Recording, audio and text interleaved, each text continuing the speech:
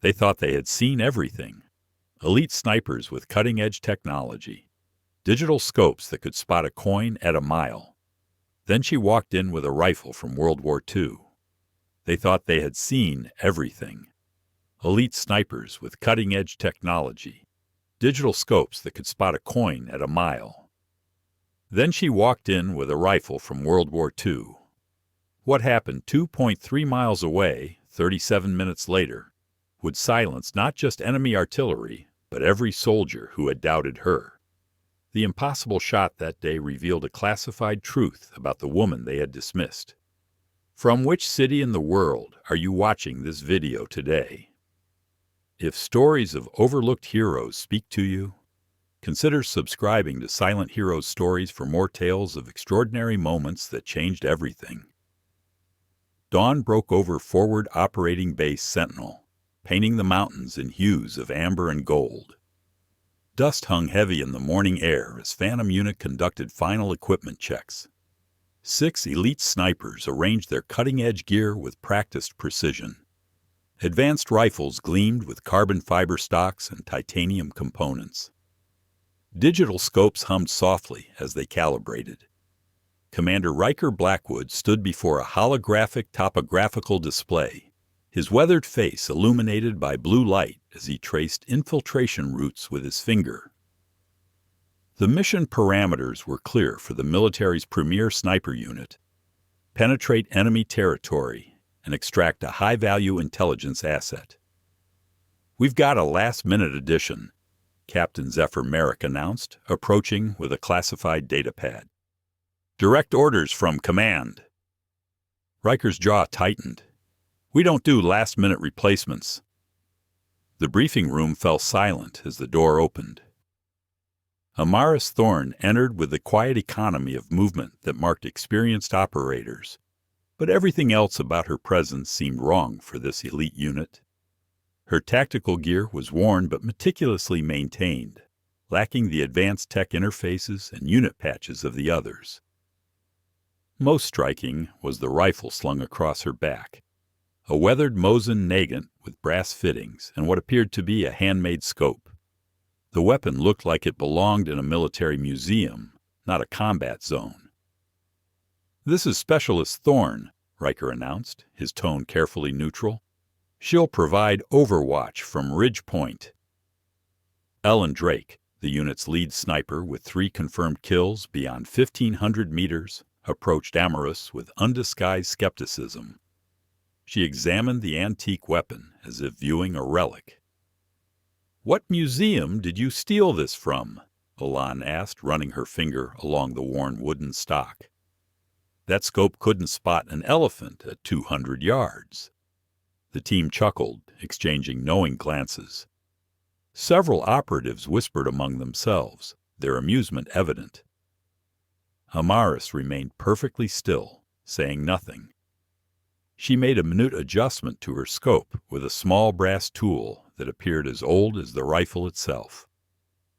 "Ridge Point is exposed terrain, Talon Everest," the team spotter observed dismissively. "Command must really want you to fail." Amaris's expression never changed. She simply nodded once and began checking her equipment with methodical precision. As the team dispersed to finalize preparations, Commander Riker pulled Captain Zephyr aside. The holographic display cast blue shadows across their faces as they spoke in hushed tones. "Her file is almost entirely redacted," Zephyr said, handing over the classified datapad. "Classification level I've never seen before. All it says is she served with Phantom Echo." The color drained from Riker's face. Phantom Echo was disbanded after Meridian Valley. That entire unit was declared KIA. "I know," came a quiet voice from behind them. Both men spun around to find Amaris standing in the doorway, having approached with complete silence. Her pale blue eyes met Riker's gaze directly, revealing nothing of her thoughts. "Ridge Point," she said simply. "I'll be ready in 10 minutes. She turned and walked away, leaving Riker staring after her with growing unease about what he had assumed would be a routine extraction. 30 minutes later, the team moved through the shadow-draped mountain terrain. Each sniper took their assigned position with practiced efficiency, deploying portable camouflage systems and establishing fields of fire. The extraction point lay in a valley below, surrounded by enemy forces who had no idea what was coming. Amaris was directed to Ridge Point, an exposed outcropping of rock that offered a clear line of sight to the valley, but provided minimal cover from return fire. The position was tactically sound, but dangerous, clearly chosen to keep her away from the primary action. "Command must really hate you," Talon muttered as he passed her position, carrying his advanced spotting scope. "Or they're setting you up to fail spectacularly." Amaris unpacked her equipment with methodical precision. No digital rangefinders, no ballistic computers, no satellite uplinks. Just a worn leather journal filled with handwritten calculations, a brass compass that looked decades old, and a small pouch of tools that appeared more suited for clockmaking than modern warfare. Through their communications system, the team monitored the extraction unit's progress as they moved toward the target building. The mission was proceeding exactly according to plan until it wasn't. "Artillery!" The urgent call crackled through their headsets as the first shell impacted near the extraction team. "Taking heavy fire from the eastern ridge." Through their advanced scopes, the snipers quickly located the source of the bombardment. An enemy artillery position occupied a distant ridge, approximately 2.3 miles from their current location. The distance was far beyond the effective range of even their most advanced weapon systems. "Impossible shot," Alan declared after attempting to acquire the target through her digital scope. "Not with these wind conditions and atmospheric interference." One by one, each member of Phantom Unit tried to engage the artillery position. Their sophisticated equipment provided precise calculations, accounting for wind speed, humidity, temperature, and the rotation of the Earth itself. Yet every shot fell short or wide of the mark. The artillery continued its devastating barrage, methodically targeting the extraction team's position. Dust and debris erupted with each impact, forcing the operatives to take cover in whatever shelter they could find. "We have maybe 8 minutes before they're completely overrun," Zephyr reported grimly over the communications channel. "The extraction team is pinned down with no way out." Meanwhile, Amaros calmly opened her leather journal and referenced a page filled with handwritten calculations that seemed to account for variables no computer had considered. She made a series of precise adjustments to her scope's brass dials, her movements unhurried despite the chaos unfolding in the valley below. "What are you doing?" Alan demanded over the radio, watching through binoculars as Amaris settled into position on the exposed ridge. "Get down before you expose our entire position." But Amaris didn't respond. She was already lining up her shot, the ancient rifle steady in her hands as she took aim at a target more than 2 miles away. The wind whipped violently around Amaris as she lay exposed on Ridge Point, but her hands remained perfectly steady. Through her handmade scope, she could see the enemy artillery position with crystalline clarity. The brass mechanisms within the antique optics seemed to hum with a life of their own. "Phantom Unit, this is Extraction Team," came the desperate voice through their communications. "We're taking sustained fire. Request immediate support on the eastern ridge. Grid coordinates Sierra 7 Alpha." Riker's voice cut through the static. "Negative, Extraction Team. Target is beyond our effective range. We cannot engage." In the valley below, another artillery shell exploded dangerously close to the pinned-down operatives. Time was running out, and everyone knew it. Amaris closed her eyes for a moment, feeling the rhythm of the wind, the subtle shifts in air pressure that her grandmother had taught her to read decades ago. When she opened them again, her finger found the trigger of the ancient rifle. "All units, hold fire," she said quietly into her headset, breaking radio silence for the first time since deployment. "Who authorized you to—" Elin began angrily. I said hold fire, Amaris repeated, her voice carrying an unmistakable note of command that silenced all protests. She took a single, deep breath and slowly began to exhale. At precisely the moment her lungs emptied, she squeezed the trigger. The shot cracked across the valley like thunder. For several long seconds, nothing happened. The team watched through their scopes, confusion and disbelief evident in their whispered comments. Some began to chuckle at what they assumed was a spectacular miss. Then, exactly 7 seconds after Amaris fired, the enemy artillery position erupted in a controlled explosion that sent debris cascading down the mountainside. Complete silence followed. Through their advanced optics, Phantom Unit watched enemy forces scramble in confusion as their primary fire support vanished in an instant. The systematic bombardment that had pinned down the extraction team simply ceased to exist.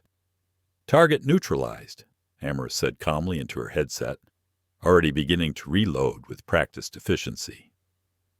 The communications channel remained dead silent for nearly 10 seconds before Elan's voice crackled through, barely above a whisper. "That's not possible. Not with that rifle. Not at that distance. Not in these conditions." Riker found his voice first. "Extraction team, you're clear to move. Proceed to the rendezvous point immediately." As the rescued operatives began their withdrawal from the valley, Riker approached Amaris through the rocky terrain. She was methodically packing her equipment away, the ancient rifle already secured across her back. "Your Phantom Echo," he said quietly. It wasn't a question. Amaris neither confirmed nor denied his statement, continuing her work in silence. "The Meridian Ghost," Riker continued, recognition dawning in his eyes. "One shot 2 miles out in a sandstorm. They said it was propaganda. No one believed it was possible." Amaris paused in her packing and looked up at him. "Enemy forces are regrouping," she said, pointing to a seemingly empty hillside to the north. "Second team moving from that ridge. 4 minutes until they have line of sight on the extraction point." Riker immediately raised his binoculars and scanned the area she had indicated. Through his thermal imaging, he confirmed the presence of hostiles exactly where she had predicted. Forces that were invisible to conventional observation methods. "How did you—" he started to ask. "The artillery was a diversion," Amaris interrupted, shouldering her pack. "Always look where they don't want you to see."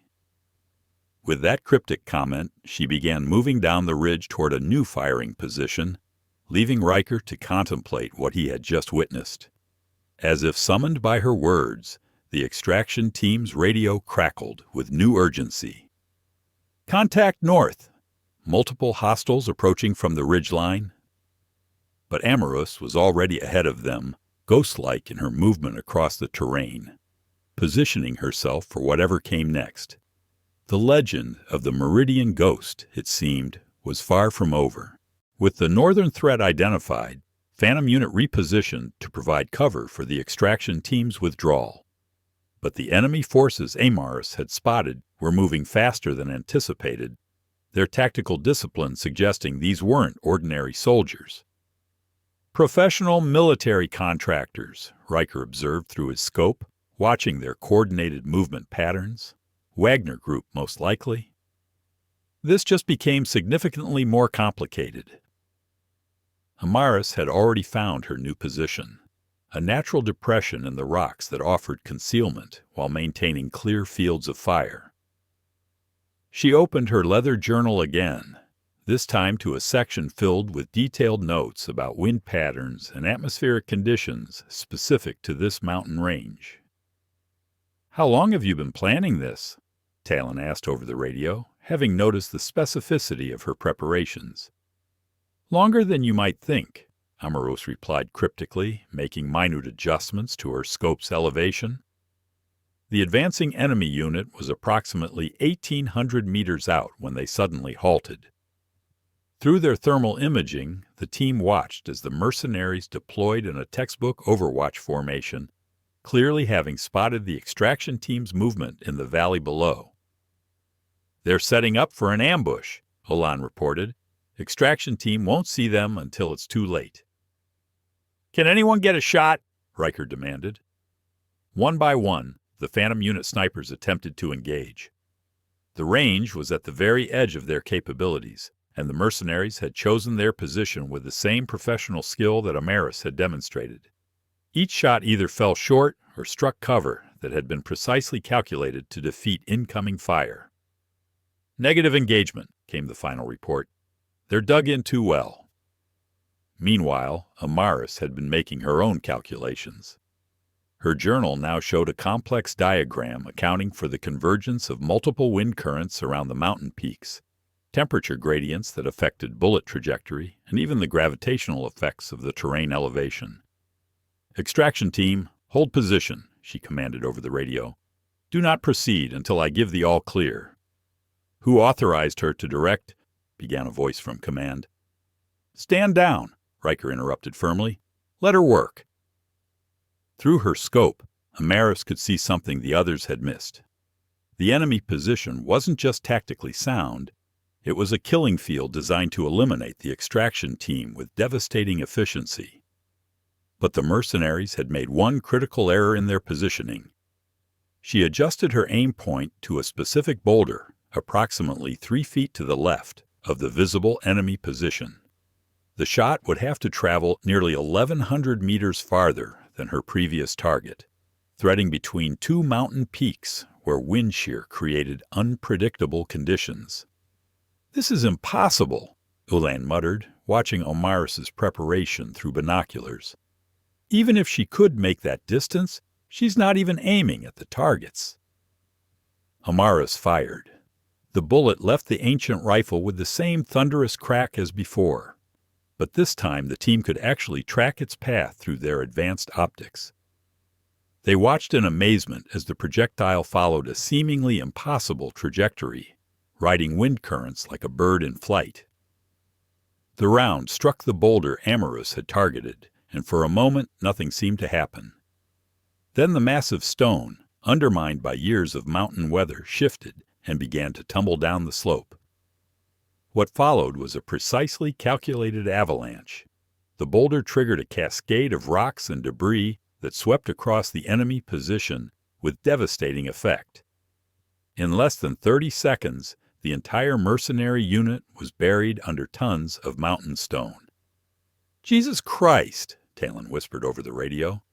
"She didn't just take out the targets. She used the mountain itself as a weapon." The extraction team's path was now completely clear. More importantly, the avalanche had created a natural barrier that would prevent any additional enemy forces from using that approach route. "Extraction team, proceed to rendezvous point," Riker ordered. "All threats neutralized." As the rescued operatives made their way to safety, Riker climbed to Amaris's position. She was already packing her equipment with the same methodical precision she had shown throughout the mission. "Where did you learn to do that?" he asked. Amaris closed her journal and secured it in her pack. "My grandmother," she said simply. "She taught me that sometimes the best way to stop an enemy isn't to shoot them directly." The extraction was completed without further incident, but the helicopter ride back to base was filled with an uncomfortable silence. The members of Phantom Unit sat in stunned contemplation of what they had witnessed. 2 impossible shots, each demonstrating a level of skill that defied conventional understanding of marksmanship. Elan kept glancing at Amarus, who sat quietly in the corner of the aircraft, her ancient rifle secured beside her. The weapon that the team had mocked just hours earlier now seemed to radiate an almost mystical presence. "The Meridian Valley operation," Talon finally said over the helicopter's intercom. "That really happened, didn't it?" Amaris looked up from cleaning her rifle's brass components.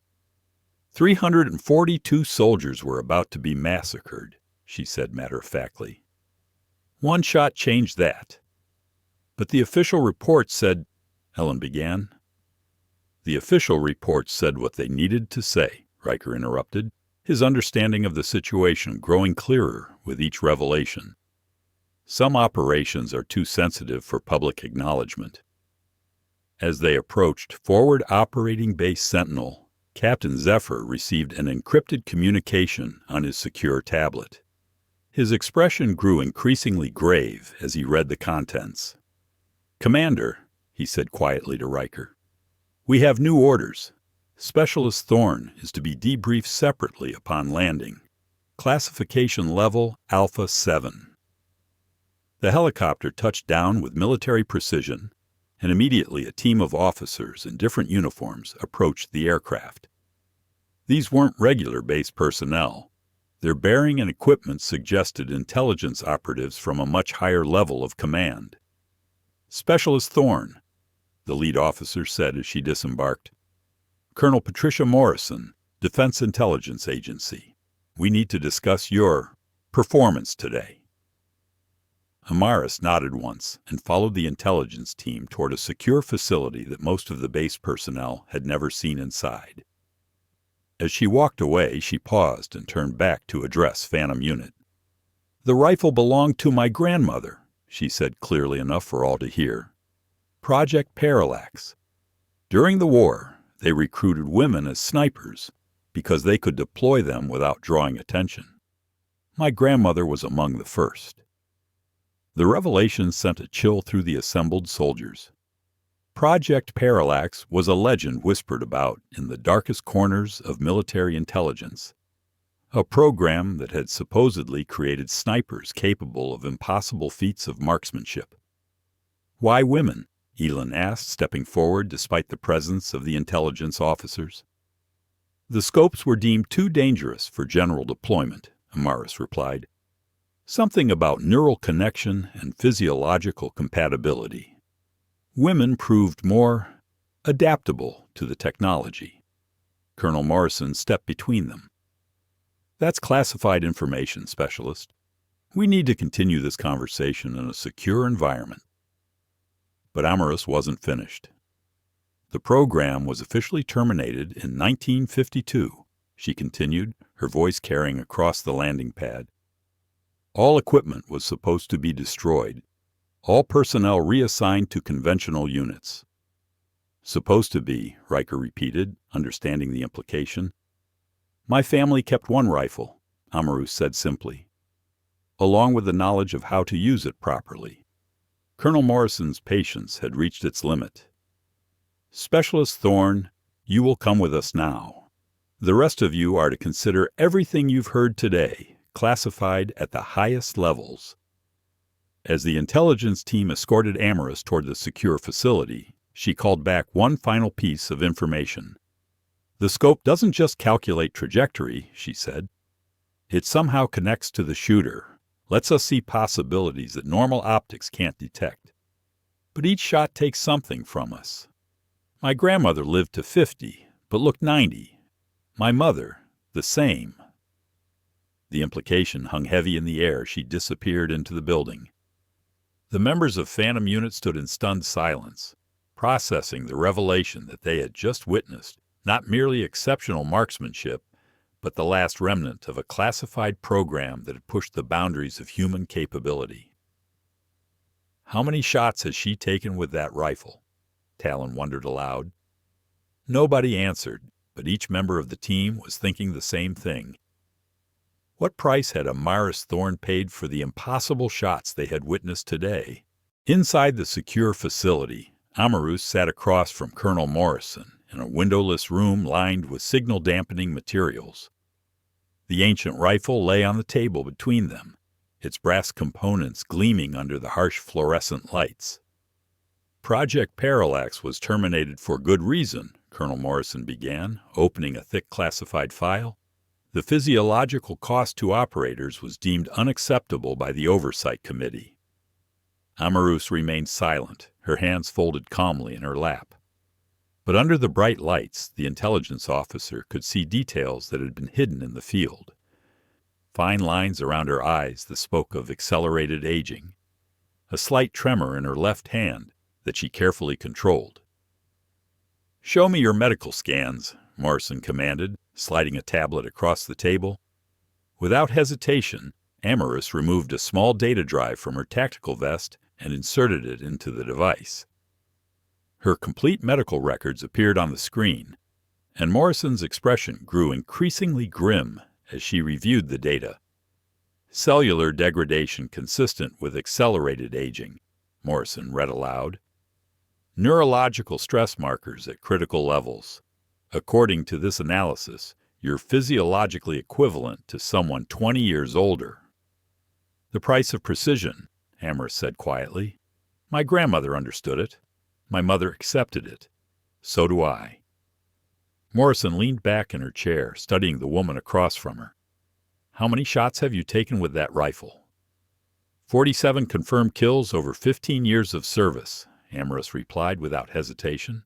Each one necessary, each one precise.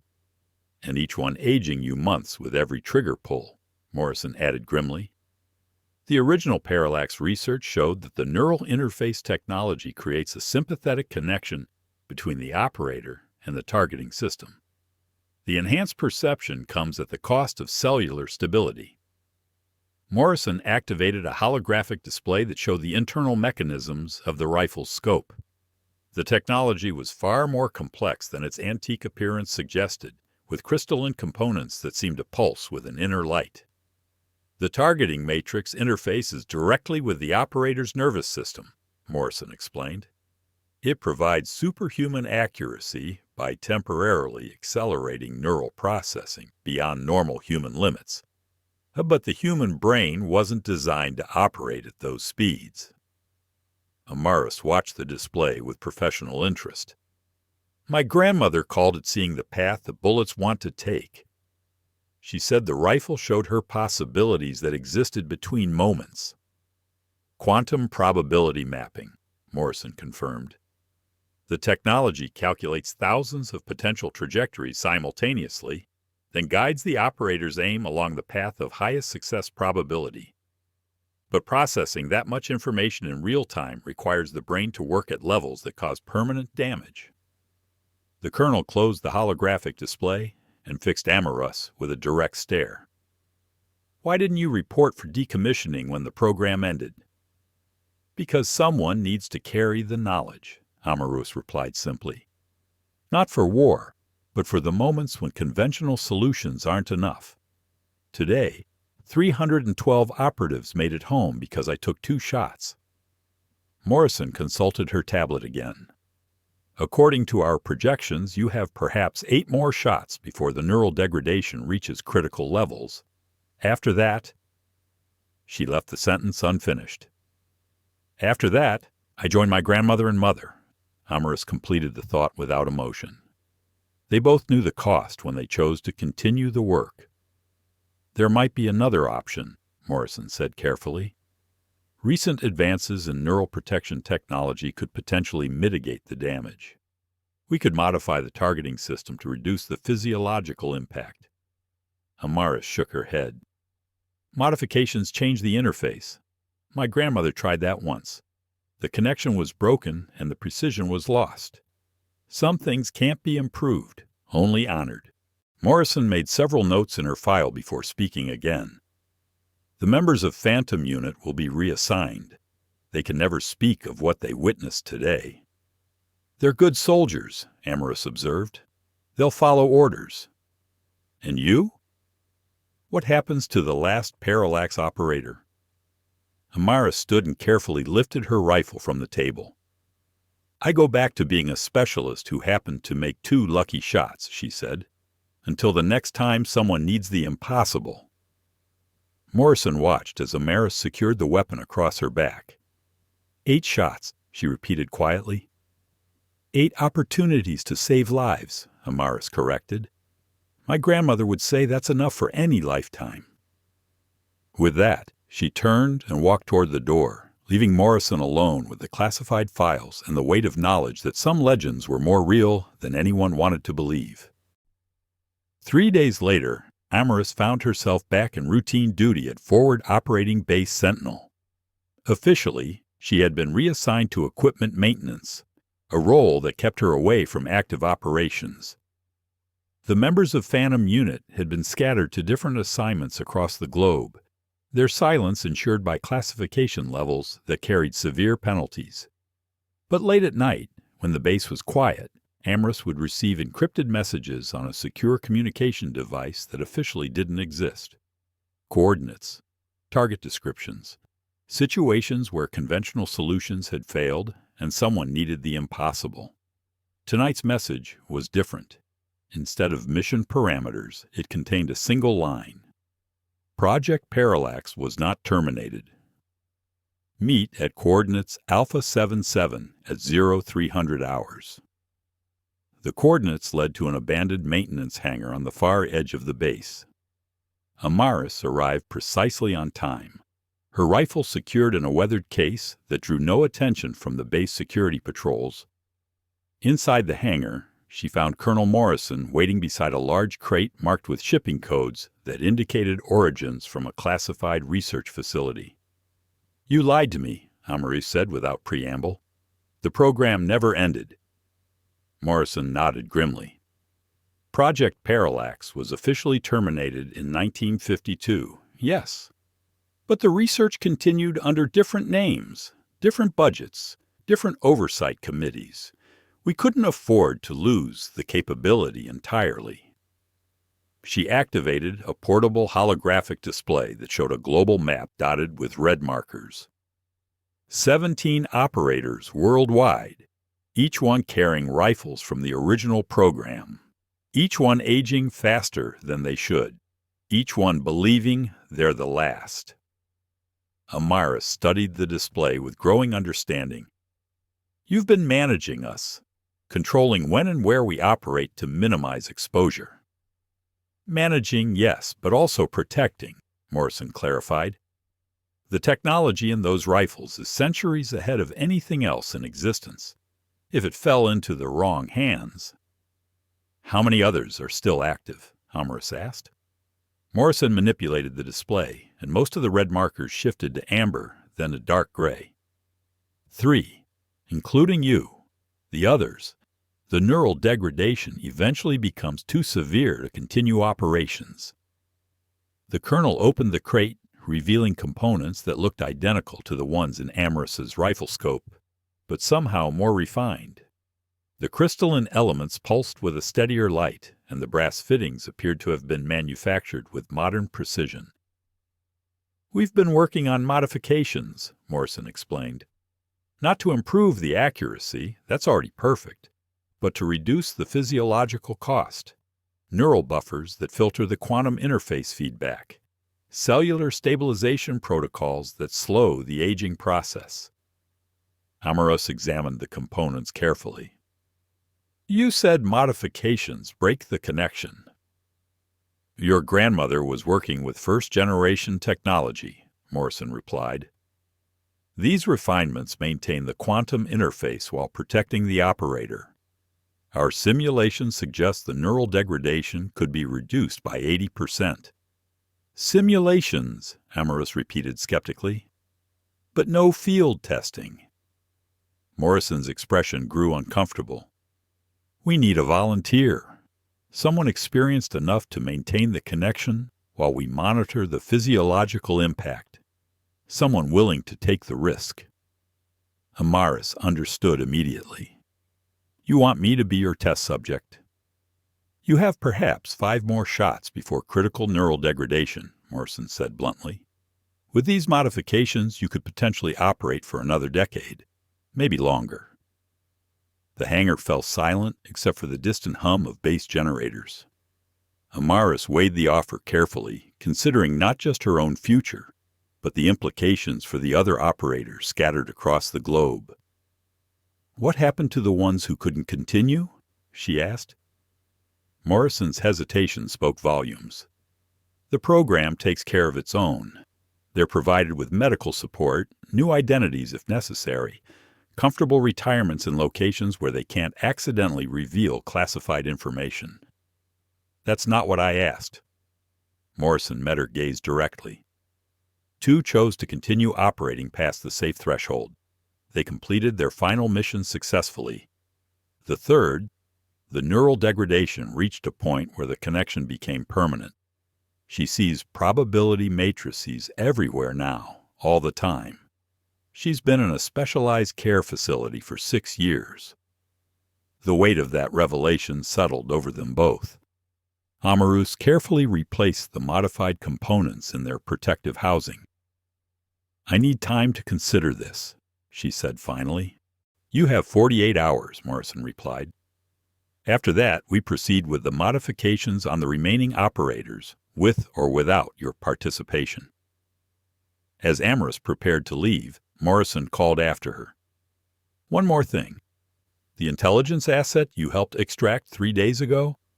He provided information that prevented a coordinated terrorist attack on civilian targets. Over 3,000 lives saved because you made 2 impossible shots." Amarus paused at the hangar door. "Then it was worth it," she said simply, and disappeared into the night.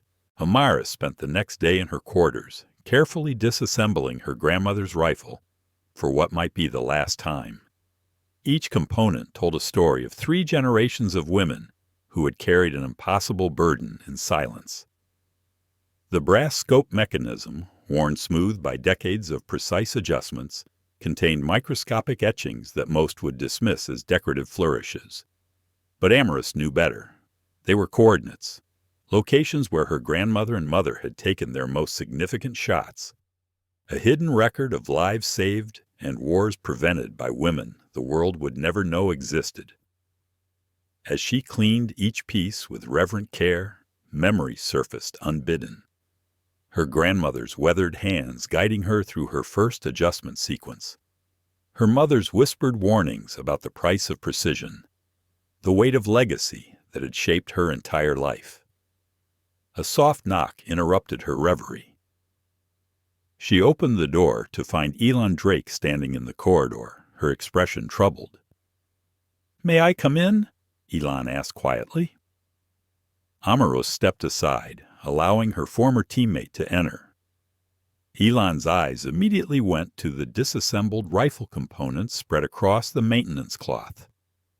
"They told us you were being reassigned to equipment maintenance," Elaine said.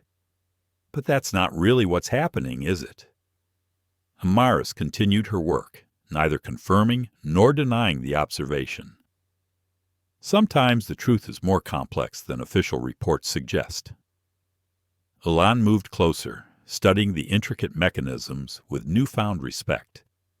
"I've been thinking about what you said, about the scope connecting to the shooter, about the cost. And my sister is a neurosurgeon," Elan continued. "I described your symptoms to her without mentioning classified details. She said it sounds like accelerated neural aging, the kind of damage usually associated with experimental cognitive enhancement programs." Amarus looked up from her work. "Your sister sounds very perceptive." "She also said that kind of damage is usually irreversible with current medical technology," Elan added grimly. "How long do you have?" The direct question hung in the air between them. Amarus set down the brass component she had been cleaning and met Elan's concerned gaze. "Long enough," she said simply. Elan pulled a chair closer and sat down. "There's something else. Riker received new orders yesterday. We're all being reassigned to different units, effective immediately. Maximum geographical separation. Someone wants to ensure we never work together again." "Standard protocol for classified exposure," Amarus observed. "You knew that would happen." "What I didn't expect was this," Elan said, producing a sealed envelope from her jacket. "It was delivered to my quarters this morning. No official postmark, no chain of custody. Just my name and a classification level I've never seen before." Amarus examined the envelope. The classification marking was indeed unusual, a code that indicated authorization from intelligence agencies that officially didn't exist. "You haven't opened it." "I was hoping you might recognize the authorization code," Elan admitted, "because if what I suspect is true, this isn't just about what happened 3 days ago. This is about something much larger." Against her better judgment, Amarus carefully opened the envelope. Inside was a single photograph and a brief message typed on paper that bore no letterhead or identifying marks. The photograph showed a young woman in military uniform, clearly taken decades earlier. The resemblance to Amaris was unmistakable. The same determined eyes, the same precise posture, the same weathered rifle slung across her back. The message was equally cryptic. Project Parallax was never terminated. It evolved. Your grandmother's work continues through bloodlines that show genetic compatibility with the quantum interface technology. The next generation is ready to begin training. Ellen read the message over Amaris' shoulder, her expression growing increasingly concerned. They're talking about genetic selection, about breeding programs designed to produce operators. Amaris studied the photograph more closely. In the background, barely visible, stood other women in similar uniforms, each carrying identical rifles.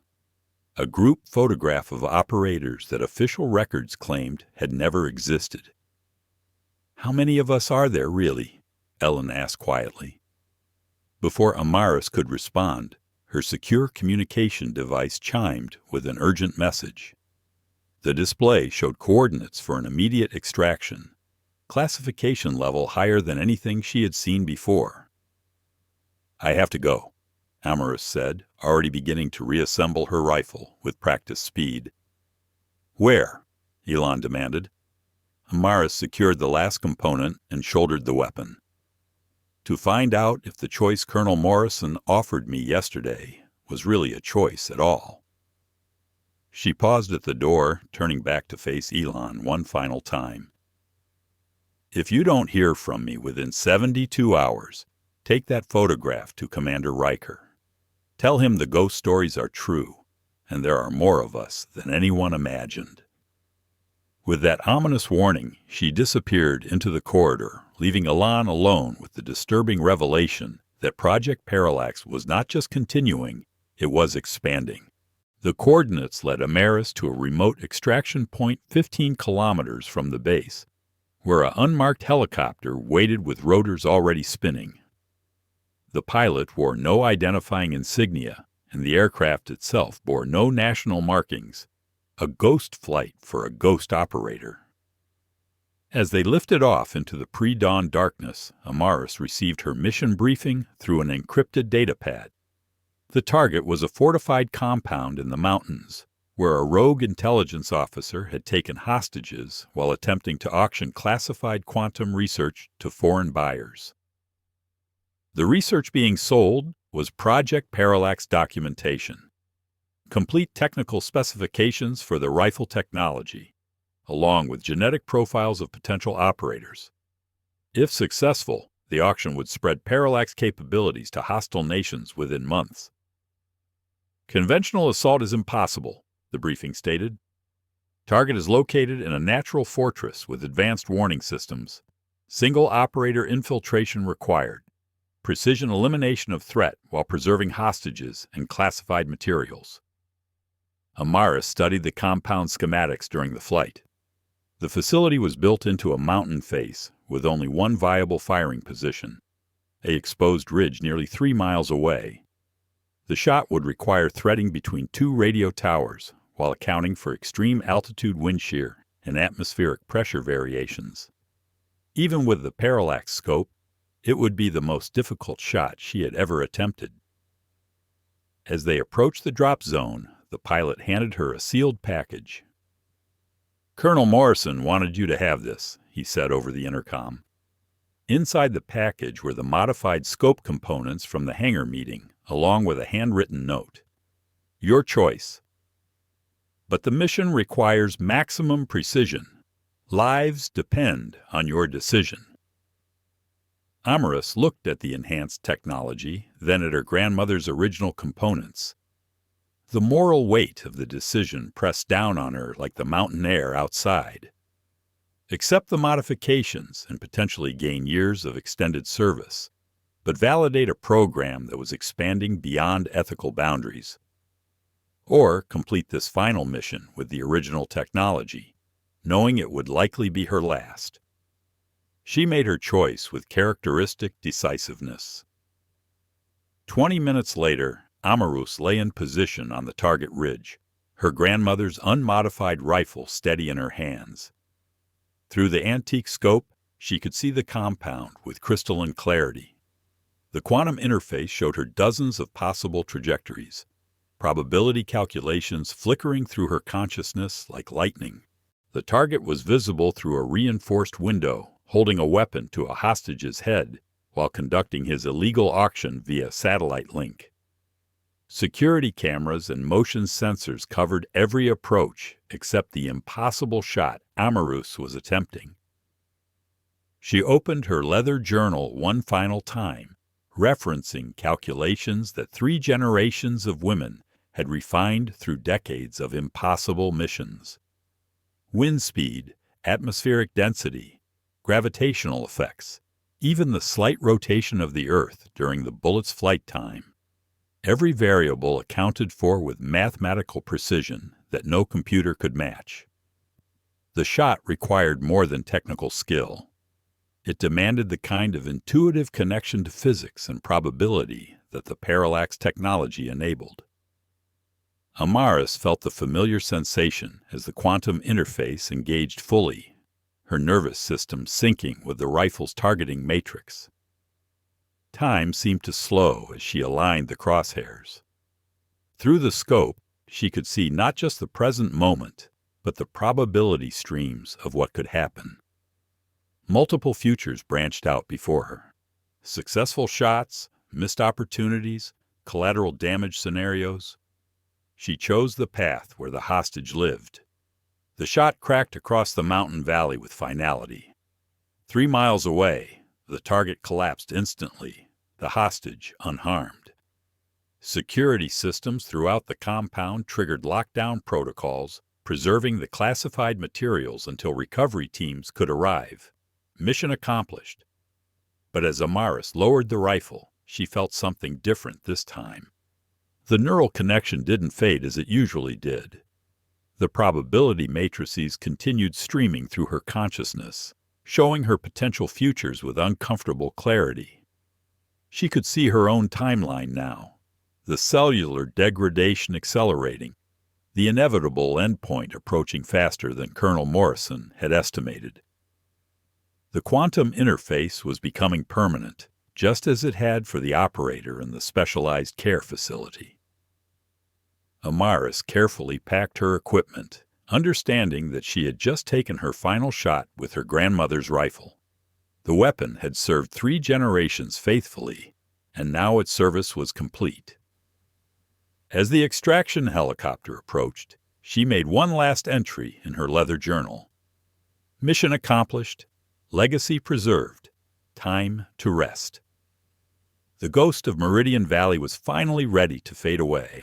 6 months later, Forward Operating Base Sentinel held a quiet ceremony that didn't appear in any official records. A small memorial garden had been established behind the equipment maintenance building, where a simple brass plaque bore no name, only coordinates that marked the location of an impossible shot. Alan Drake stood before the memorial, now wearing the insignia of a specialist instructor at the military's premier sniper school. In her hands, she held a worn leather journal filled with handwritten calculations and a photograph of 3 generations of women who had served in silence. She lasted longer than the medical projections suggested, Colonel Morrison said, approaching through the garden pathway.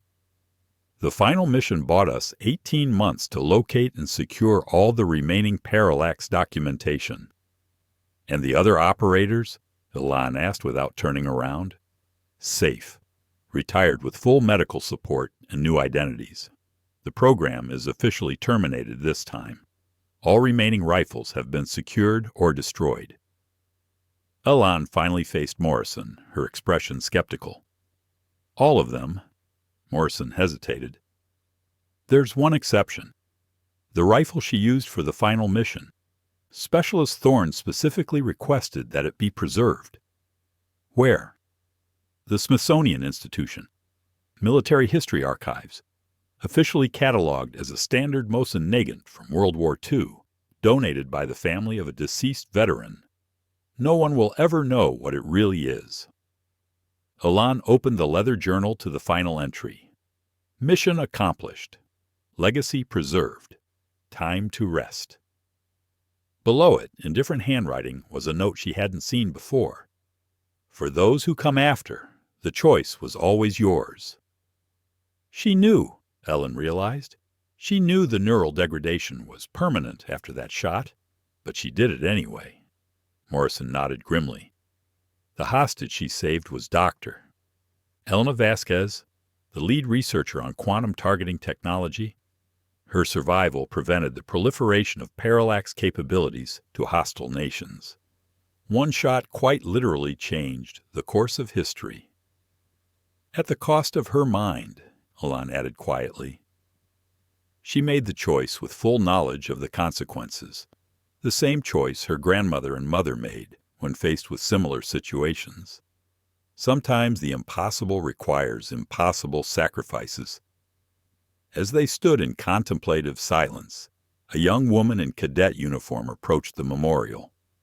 She moved with the same quiet precision that had marked Amaris Thorne, and her eyes held the same determined intensity. "Excuse me," she said politely. "I'm looking for information about the memorial program.